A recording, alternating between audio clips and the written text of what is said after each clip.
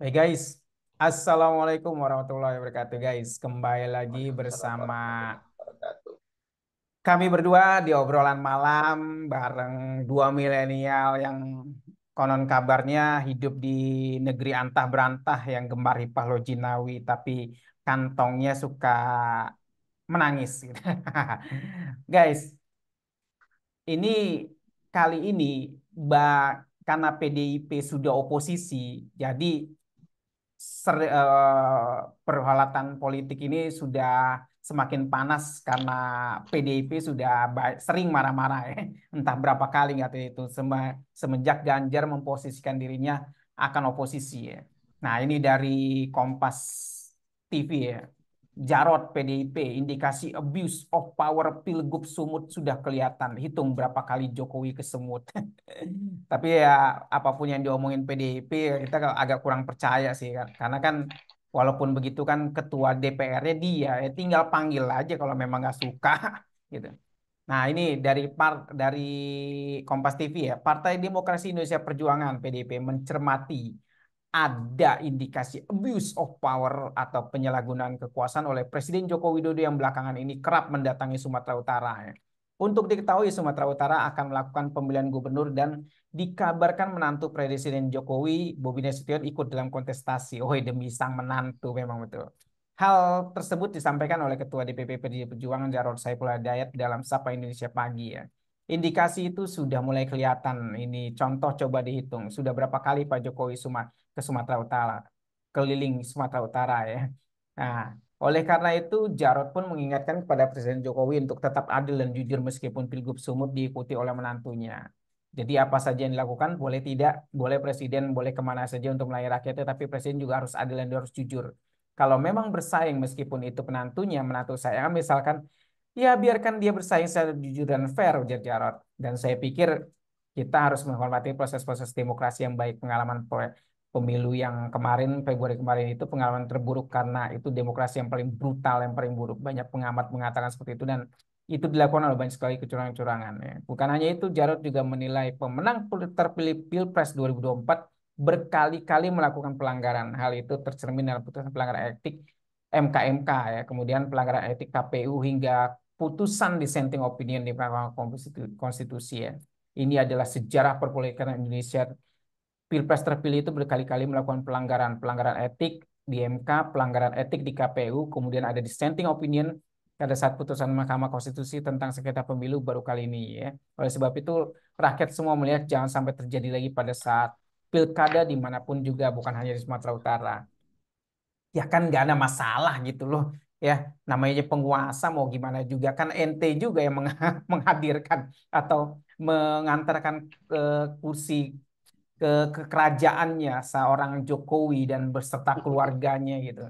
Nah, Bung Herudin, ini lagi-lagi drakor ya kalau kata Bang Egy ini namanya drama kotor.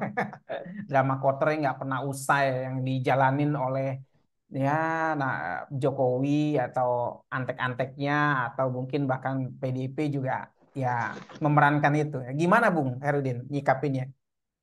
Ya, kita tahu kan PDIP pada Pilkada Sumatera Utara 2020 ya. Kita kan masih ingat Jarod Saiful Hidayat yang 2018 berarti ya. Ya 2018 betul. Ya, Jarod itu kan yang dimajukan dari calon gubernur Sumatera Utara melawan Edi Rahmayadi. Kalah dia kan keok. Hmm. Jarod ya. Kita masih ingat ya. Jarod kalah di Jakarta, Jarod kalah juga di Sumatera Utara.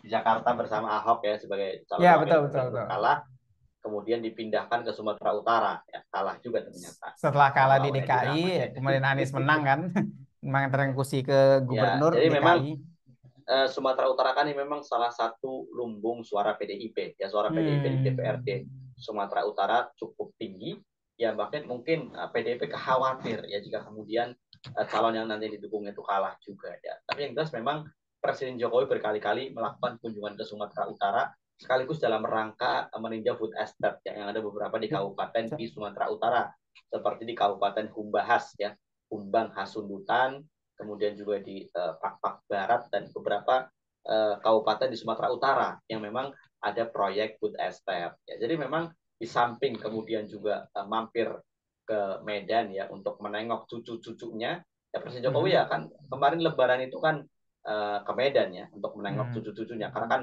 kalau nggak salah Bobi ini apa termasuk Kahiyang Ayu ya istrinya yang memberikan Mhm. cucu terbanyak bagi Presiden Jokowi ya. Kalau Mas Gibran ini kan baru memberikan 2 cucu ke Pak Jokowi. Ya kalau Kahiyang Ayu ya istrinya Mas Bobi Nasution udah 3 anaknya. Nah, ini Hmm. cucunya paling banyak dari Kahiyang Ayu ya 3 ya.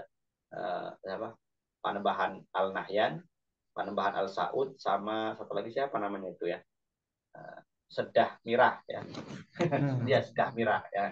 Jadi 3 sudah punya 3 orang cucu dari Kahiyang Ayu atau dari Bobi Nasution. Ya wajar ya kemudian Pak Jokowi Lebaran kemarin berlebaran di Medan ya untuk kemudian bersengkrama dengan anak cucunya dan juga menantunya ya, besannya lah ya, yang orang Batak lah ya. Ya itu kan Boru namanya apa lagi. Intinya itu kalau kita lihat itu seperti itu, jadi memang ada indikasi Presiden Jokowi akan mementingkan ya posisi Bobi sebagai Gubernur Sumatera Utara ya setelah putra sulungnya aman mencapai posisi wakil presiden. Ya tinggal nanti sih Hmm. bungsu ya Kaisang Pangarep yang dicalonkan menjadi calon wali kota Bekasi ya setelah gubernur susah dimajukan ya, terus kemudian Depok itu berat karena ada PKS, dominasi PKS. Nah, dimajukan ke wali kota Bekasi ya, kita lihat sebenarnya Bekasi itu eh, agak lowong ya, makanya kemudian Kaisang dimajukan di Bekasi. Kita lihat setelah Oh. nanti apakah kemudian Kaisang bisa mendaftar dengan suara kursi ya PSI di DPRD Bekasi atau seperti apa.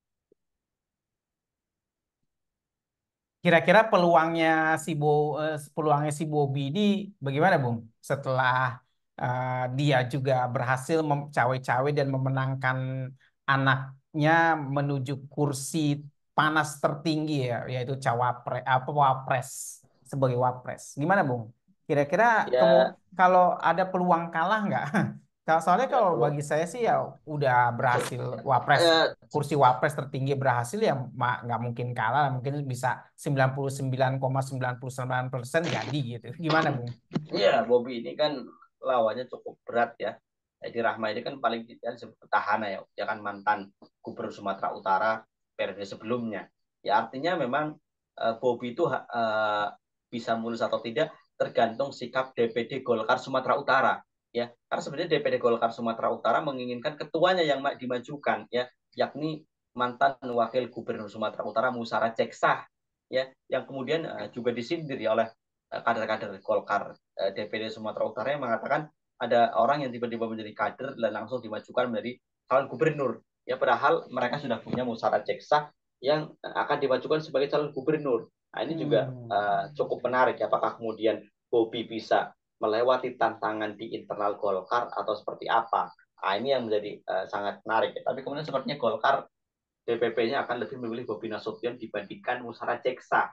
Nah, ini yang kemudian bisa menjadi konflik internal di DPD Golkar Sumatera Utara.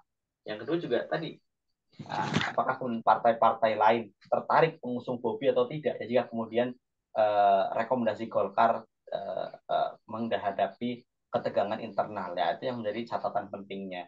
Ya, kita lihat saja nanti ya di bulan Juni-Juli lah ya, ketika kemudian KPU mulai membuka pendaftaran, dan kemudian apakah Bobi maju sebagai calon gubernur Sumatera Utara atau untuk maju lagi menjadi calon wali kota Medan untuk periode selanjutnya. Nah, itu kan Nah, karena surat tugas Golkar ada 2, sebagai calon gubernur dan calon wali kota Medan.